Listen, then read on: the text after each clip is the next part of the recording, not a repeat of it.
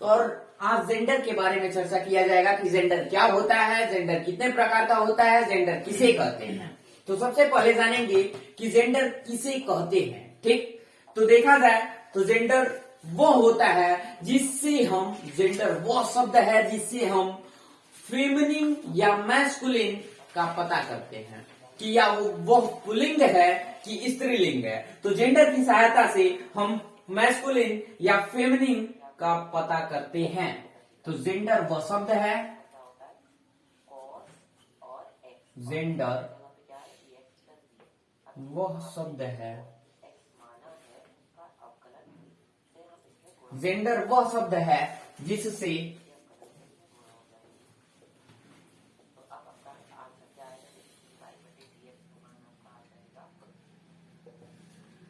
Masculine या feminine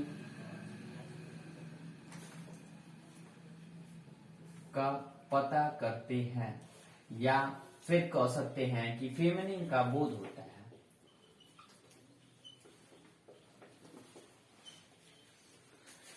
gender वो शब्द है जिससे मैस्कुलिन या फेमिनिन का बोध होता है। तो देखा जाए मैस्कुलिन क्या होता है और फेमिनिन, फॉर एग्जांपल के थ्रू देखा जाए तो मैस्कुलिन क्या होगा और फेमिनिन, एक तरफ लिख लेंगे मैस्कुलिन और एक तरफ लिख लेंगे फेमिनिन।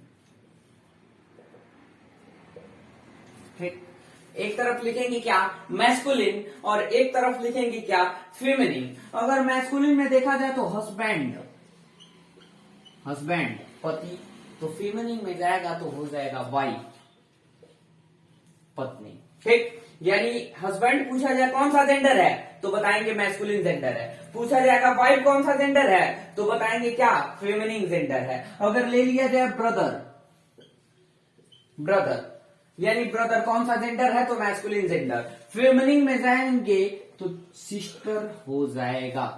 तो सिस्टर पूछा जाए कौन सा जेंडर है तो बताएंगे क्या कि फेमिनिन जेंडर है।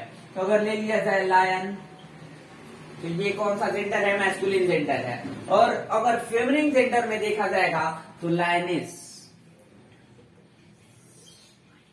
ठीक, आगे देखा जाए जेंडर तो समझ में आ गया कि जेंडर वह शब्द है जिससे मैस्कुलिन या फेमिनिन का पता करते हैं, और मैस्कुलिन को हम पुल्लिंग कहते हैं, फेमिनिन को स्त्रीलिंग कहते हैं, यानी जिससे स्त्रीलिंग और पुल्लिंग दोनों का बोध होता है उसे ही हम जेंडर कहते हैं। अगर मैस्कुलिन जेंडर में देखा जाए तो हस्बैंड, और फेमिनिन जेंडर में कन्वर्ट किया गया तो हस्बैंड का वाइफ। ब्रदर, मैस्कुलिन जेंडर में दूसरा एग्जाम्पल देखा गया तो ब्रदर, ब्रदर माने भाई। फेमिनिन जेंडर में उठा के देखेंगे तो तुरंत उसका हो जाएगा सिस्टर। अगर देखा जाए मैस्कुलिन जेंडर में तीसरा एग्जांपल तो लायन, शेर, और फेमिनिन जेंडर में जाएंगे तो शेर का हो जाएगा शेरनी। अब आगे देखेंगे कि जेंडर कितने प्रकार का होता है, काइंड्स ऑफ जेंडर। आगे देखा जाए कि जेंडर कितने प्रकार के होते हैं। एक्शन। देखिए काइंड्स ऑफ जेंडर, काइंड माने प्रकार, ऑफ जेंडर मतलब लिंग की, यानी लिंग कितने प्रकार का होता है। आगे देखा जाए जेंडर कितने प्रकार के होते हैं तो पहला मैस्कुलिन जेंडर, पहला कौन सा जेंडर तो मैस्कुलिन जेंडर, मैस्कुलिन जेंडर। दूसरा देखा जाए तो फेमिनिन जेंडर,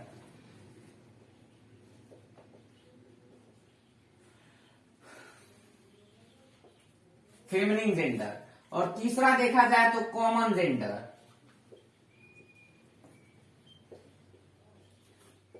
तीसरा देखा जाए तो कॉमन जेंडर। और चौथा देखा जाए तो चौथे वाले को हम कहते हैं न्यूटर जेंडर,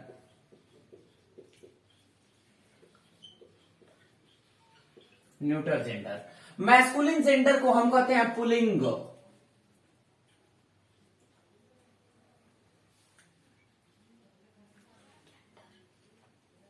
मैस्कुलिन जेंडर को पुल्लिंग कहा जाता है। और फेमिनिन जेंडर को स्त्रीलिंग, फेमिनिन जेंडर को स्त्रीलिंग कहा जाता है। और कॉमन जेंडर वो उभयलिंग होता है, कॉमन जेंडर उभयलिंग होता है। ठीक, और न्यूट्रल जेंडर होता है नपुंसक लिंग।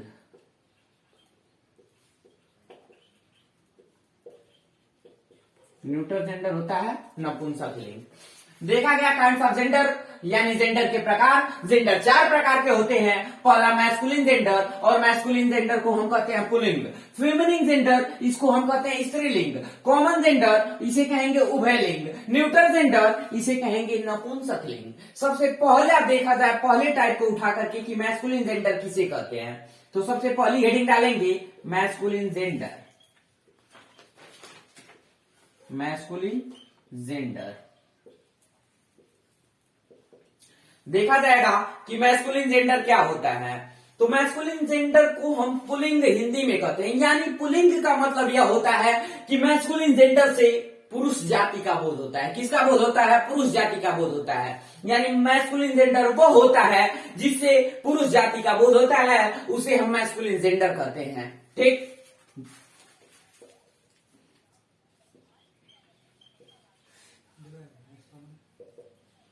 मैस्कुलिन जेंडर से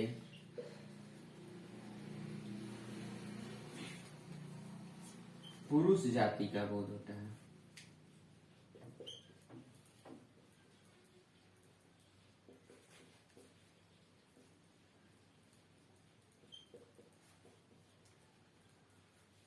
मैस्कुलिन जेंडर से पुरुष जाति का बोध होता है। फॉर एग्जाम्पल देखा जाए तो एग्जाम्पल में कह सकते हैं क्या कि एग्जाम्पल क्या होगा, तो मैन आदमी, या फिर कह सकते हैं किंग राजा, फिर डॉग, ये सब क्या है? मैस्कुलिन जेंडर है। मैस्कुलिन जेंडर में देखा जाए तो मैन, किंग, डॉग, हीरो, ये सब क्या है? तो मैस्कुलिन जेंडर है। समझ में आ गया ना? जिससे पुरुष जाति का बोध होता है, केवल किसका बोध होगा? पुरुष जाति का बोध होगा, तो उसे हम मैस्कुलिन जेंडर कहेंगे। यानी पुल्लिंग उसी को कहा जाता है जिससे पुरुष जाति का बोध होता है। मैन, मैन माने आदमी, आदमी क्या है? तो मैस्कुलिन जेंडर है। किंग राजा, तो क्या है? तो मैस्कुलिन जेंडर है। डॉग कुत्ता, तो क्या है? तो मैस्कुलिन जेंडर। हीरो, ये भी क्या है? तो मैस्कुलिन जेंडर। अगली हेडिंग देखा जाएगा फेमिनिन जेंडर, यानी फेमिनिन जेंडर क्या होता है। मैस्कुलिन जेंडर समझ में आ गया, तो आगे देखा जाए कि फेमिनिन जेंडर क्या होता है।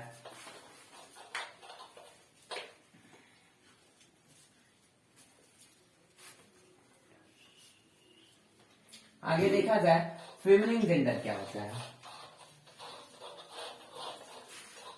फेमिनिन जेंडर को हम हिंदी में कहते हैं स्त्रीलिंग। क्या कहते हैं? तो स्त्रीलिंग कहते हैं। और मैस्कुलिन जेंडर को जब पुल्लिंग कह रहे थे तो उसमें पुरुष जाति का बोध होता था, और फेमिनिन जेंडर को स्त्रीलिंग कहेंगे तो इसमें स्त्री जाति का बोध होगा। किसका बोध होगा? तो स्त्री जाति का बोध होगा। तो कहा जाएगा कि फेमिनिन जेंडर से फेमिनिन जेंडर से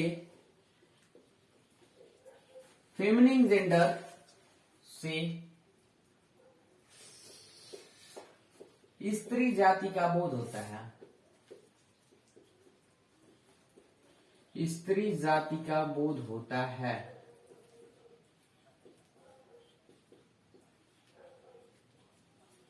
ठीक, फेमिनिन जेंडर से किसका बोध होता है? तो स्त्री जाति का बोध होता है। एग्जाम्पल देखा जाए तो क्या होता है, जैसे में एग्जाम्पल फॉर एग्जाम्पल देखा जाए तो वुमेन, या फिर कह सकते हैं क्वीन,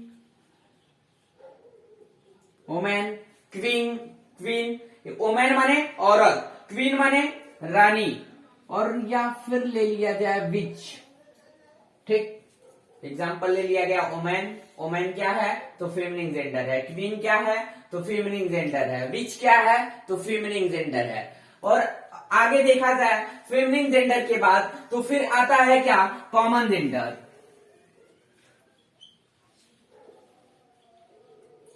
कॉमन जेंडर, और कॉमन जेंडर को बताया गया था कि उभयलिंग कहते हैं। कॉमन जेंडर को क्या कहते हैं? तो उभयलिंग कहते हैं। कॉमन मतलब देखा जाए कभी कभी नाम सुनते हैं हम कॉमन, यानी जो दोनों में हो। कॉमन क्या? उभयनिष्ठ, जिसे क्या कहा जाता है? उभयनिष्ठ। उभयनिष्ठ का मतलब जो फेमिनिन और मैस्कुलिन दोनों में पाया जाता है, यानी पुरुष जाति का भी बोध होता है और स्त्री जाति का बोध होता है, दोनों का बोध होगा तो उसी को हम कॉमन जेंडर कहते हैं। यानी जिसमें पुरुष जाति भी आती है और जिसमें स्त्री जाति भी आती है और दोनों का पता हम करते हैं, उस जेंडर को कॉमन जेंडर कहते हैं। यानी कॉमन जेंडर वो होता है, यानी कॉमन जेंडर से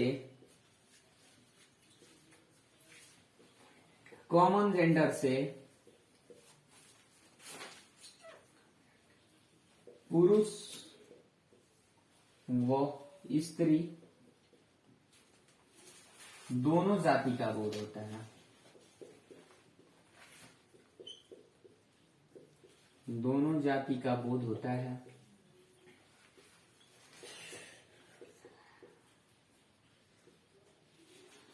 बताया गया कि कॉमन जेंडर से पुरुष और स्त्री दोनों जाति का बोध होता है। अगर पुरुष और स्त्री दोनों जाति का बोध हो रहा है तो उसे हम कहेंगे क्या, कॉमन जेंडर। फॉर एग्जाम्पल देखा जाए, एग्जाम्पल क्या होगा, तो एग्जाम्पल में लिख सकते हैं क्या, चाइल्ड, चाइल्ड। फिर अगला एग्जाम्पल लिख सकते हैं क्या, फ्रेंड। ठीक, अगला एग्जाम्पल लिख सकते हैं फ्रेंड, या फिर लिख सकते हैं सर्वेंट, सर्वेंट, या फिर लिख सकते हैं थीप। ठीक, थीप। फिर लिख सकते हैं क्या, टीचर, फिर डॉक्टर। ठीक, आगे बहुत कुछ ऐसे हो सकता है। देखा जाए चाइल्ड, चाइल्ड माने होता है बच्चा, और बच्चा में देखेंगे तो या तो स्त्री जाति का भी बोध किया जा रहा है या फिर पुरुष जाति का बोध हो रहा है, यानी दोनों का पता हम कर सकते हैं, उसे ही हम कहेंगे क्या, कॉमन जेंडर कहते हैं। फ्रेंड ले लिया जाए, फ्रेंड तो बस केवल ऐसा नहीं है कि पुरुष जाति, यानी बस एक देखा जाए फ्रेंड के थ्रू तो बस लड़के फ्रेंड नहीं होते हैं, उसमें अगर देखा जाए तो लड़के फ्रेंड नहीं होते हैं, उससे स्त्री जाति का भी बोध होता है, स्त्री जाति का भी बोध होता है, स्त्री जाति का भी बोध होता है। सर्वेंट देखा जाए, सर्वेंट, सर्वेंट में पुरुष भी सर्वेंट हो सकते हैं या स्त्री भी सर्वेंट हो सकती है, इसलिए ये कौन सा जेंडर है, तो कॉमन जेंडर है। या थिप में देखा जाए तो चोर चाहे स्त्री जाति का बोध होगा चाहे पुरुष जाति का बोध होगा, इसीलिए थिप क्या है, तो कॉमन जेंडर है।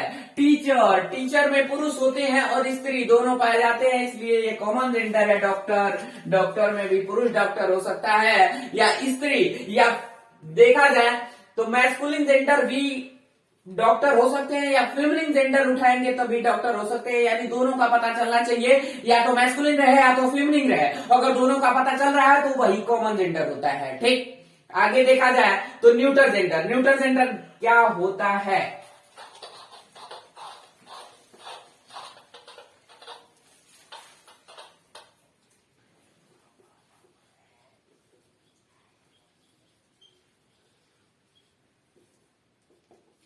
न्यूटर जेंडर, न्यूटर जेंडर क्या होता है, न्यूटर जेंडर को हम कहते हैं नपुंसक लिंग। कौन, न्यूटर जेंडर को क्या कहेंगे, नपुंसक लिंग कहते हैं। और देखा जाएगा तो नपुंसक लिंग क्या होती है, तो न्यूटर जेंडर से निर्जीव वस्तु का बोध होता है। केवल किसका बोध होगा, तो निर्जीव वस्तुओं का बोध होता है। न्यूटर जेंडर से, जेंडर से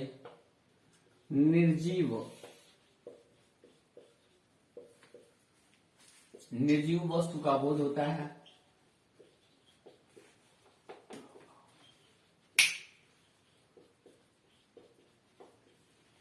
न्यूट्रल जेंडर से निर्जीव वस्तु का बोध होता है। जब भी न्यूट्रल जेंडर की बात करेगा तो निर्जीव वस्तुओं का बोध होगा तो उसे हम न्यूट्रल जेंडर कहते हैं। फॉर एग्जाम्पल देखा जाए तो चेयर, फॉर एग्जाम्पल में क्या देखा जाए तो चेयर हो सकता है या फिर बुक हो सकती है, किताब। निर्जीव वस्तु आप कुछ भी ले सकते हैं, चेयर हो जाए, आयरन हो जाए, आयरन, या फिर पेपर, ठीक, टेबल, ये सब क्या है, निर्जीव वस्तुएं हैं। निर्जीव वस्तु का मतलब समझेंगे कि निर्जीव वस्तु क्या होती है। अगर आप नहीं जानेंगे कि निर्जीव वस्तु क्या है तो कैसे पता करेंगे कि न्यूट्रल जेंडर है कि नहीं है। तो सबसे पहले जान लेंगे कि निर्जीव वस्तुएं क्या होती हैं। ये दो वस्तुएं दो होती हैं, एक तो सजीव होती है, एक तो निर्जीव होती है। एक तो सजीव वस्तु होती है, एक तो निर्जीव वस्तु होती है। और सजीव वस्तुएं क्या होती है, जिसे इंग्लिश में हम कहते हैं लिविंग थिंग्स, और निर्जीव वस्तु को हम कहते हैं नॉन लिविंग थिंग्स। तो सजीव वस्तुएं जो जिसमें शॉर्ट में देखा जाए तो जिसमें जीव होता है उसे सजीव कहते हैं। एक डेफिनेशन, जिसमें जीव होता है यानी जो वृद्धि करेगा, जीव होगा तो वो वृद्धि करेगा, यानी सजीव वस्तुएं क्या करती हैं, तो वृद्धि करती हैं। तो सजीव जो वृद्धि करती है वो सजीव होती है। निर्जीव जिसमें जीव न हो, शॉर्ट में देख लेंगे तो जिसमें जीव न हो उसे हम निर्जीव कहते हैं। या फिर कह दिया जाए कि वो वस्तु जो वृद्धि नहीं करती है। तो चेयर देखा जाए तो चेयर कौन सी वस्तु है, तो निर्जीव वस्तु है, नॉन लिविंग थिंग्स है भाई। क्यों कि चेयर माने होता है कुर्सी, और कुर्सी देखा जाए तो वो बढ़ती नहीं है, वृद्धि नहीं करेगी। क्योंकि चेयर, अगर कोई भी चेयर आप लेके रख दे रहे हैं तो वो जैसे का वैसा ही रहेगा। चेयर यानी उसमें जीव नहीं होता है, इसलिए वह निर्जीव होता है। बुक ले लिया जाए तो ये भी क्या है, नॉन लिविंग थिंग्स है। टेबल क्या है, नॉन लिविंग थिंग्स है। आयरन क्या है, नॉन लिविंग थिंग्स है। पेपर क्या है, नॉन लिविंग थिंग्स है। ठीक, तो ये समझ में आ गया कि नहीं न्यूट्रल जेंडर क्या है। तो न्यूट्रल जेंडर से निर्जीव वस्तु का बोध होता है। जय हिंद।